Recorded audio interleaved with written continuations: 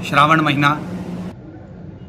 सुंदर पार्थिव शिवलिंगों का पूजन का महत्व हमारे यहाँ शिव महापुराण में वर्णन किया गया है। शिव महापुराण के पार्थिव पूजा महत्व में गीता प्रेस गोरखपुर की शिव महापुराण के 73वें प्रश्न में भगवान शंकर के पार्थिव लिंग का पूजन का महत्व बताया गया। आओ आज हम पाठ में भगवान शंकर के पार्थिव पूजन के महत्व को समझते हैं। सूत जी बोले, महर्षियों, पार्थिव लिंगों की पूजा कोटि कोटि यज्ञों का फल देने वाली है।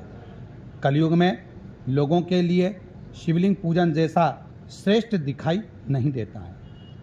यहाँ पर सूत जी महर्षियों को वर्णन कर रहे हैं कि कलिकाल के अंतर्गत यदि पार्थिव लिंग का निर्माण किया जाए और पार्थिव लिंग का पूजन किया जाए तो वो निश्चित ही हमें फल देता है। वैसा दूसरा कोई साधन नहीं है। यह समस्त शास्त्रों का निश्चित सिद्धांत है। शिवलिंग भोग और मोक्ष देने वाला है।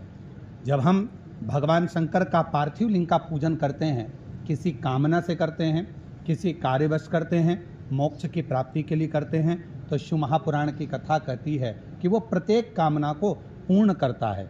शिवलिंग का पूजन करने में चाहे स्त्रियां तथा अन्य सब लोगों का अधिकार होता है।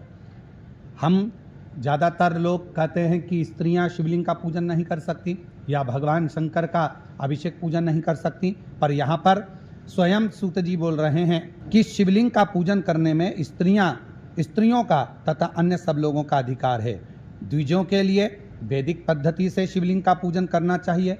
अगर ब्राह्मण शंकर भगवान का शिवलिंग का अभिषेक पूजन कर रहे हैं तो उनको वैदिक रीति से करना चाहिए, परंतु अन्य लोगों के लिए वैदिक मार्ग से पूजा करने की सम्मति नहीं है।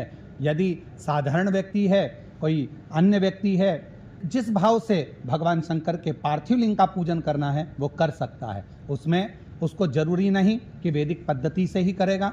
वो अपने भाव से शिव जी को जल चढ़ाकर, दूध चढ़ाकर, दुर्वा चढ़ाकर, बेलपत्र चढ़ाकर किसी न किसी भाव से शिव का अभिषेक पूजन कर सकता है। श्री शिवाय नमस्तुभ्यम।